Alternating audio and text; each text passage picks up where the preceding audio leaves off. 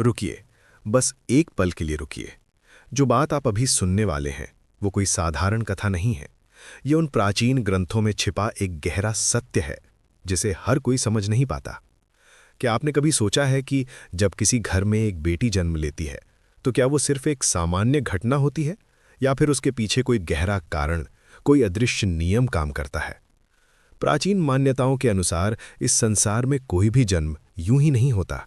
हर आत्मा अपने कर्मों के आधार पर ही किसी परिवार में आती है, और जब एक बेटी जन्म लेती है तो उसे एक विशेष उद्देश्य के साथ भेजा जाता है। कहा जाता है कि कुछ आत्माएं लेने के लिए आती हैं, लेकिन कुछ आत्माएं देने के लिए आती हैं, और बेटी को अक्सर उसी आत्मा के रूप में देखा जाता है जो अपने साथ प्रेम, करुणा और सकारात्मक ऊर्जा लेकर आती है। आपने शायद महसूस किया होगा कि कई बार जब किसी घर में बेटी का जन्म होता है तो वहां का माहौल बदल जाता है। घर में एक अलग ही शांति और स्नेह का एहसास होने लगता है। यह केवल भावनात्मक बदलाव नहीं होता, बल्कि उस मासूम ऊर्जा का प्रभाव होता है जो अपने साथ अपनापन और जुड़ाव लेकर आती है। लेकिन एक सवाल यहाँ उठता है, अगर बेटियां इतनी शुभ मानी जाती हैं तो समाज में कई जगह उनके जन्म पर खुशी क्यों नहीं मनाई जाती?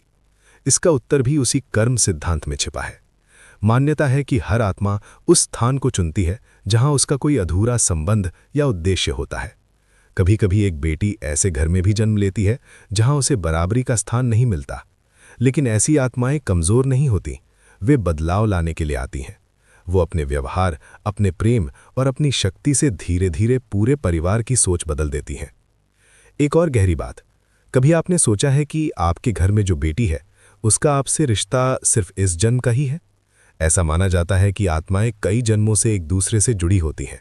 हो सकता है कि वही आत्मा जो आज आपकी बेटी है कभी आपके जीवन में किसी और रूप में रही हो।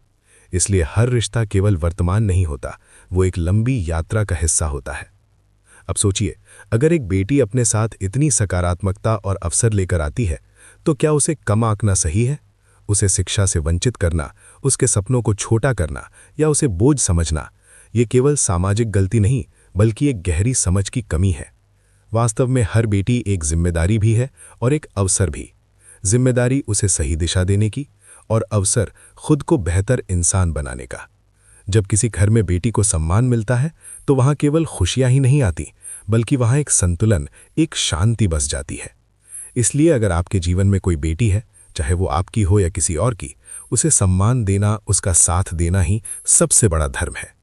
क्योंकि हर आत्मा अपने साथ एक कहानी लेकर आती है और बेटी उस कहानी का सबसे खूबसूरत अध्याय होती है।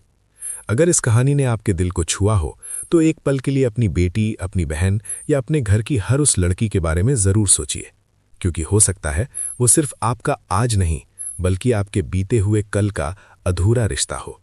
अगर आप मानते हैं कि बेटी सच में एक वरदान है तो कमेंट में ज़रूर लिखिए, बेटी मेरा गर्व है। और इस वीडियो को उस इंसान तक ज़रूर पहुंचाइए जिसे आज ये सच्चाई जानना बहुत ज़रूरी है।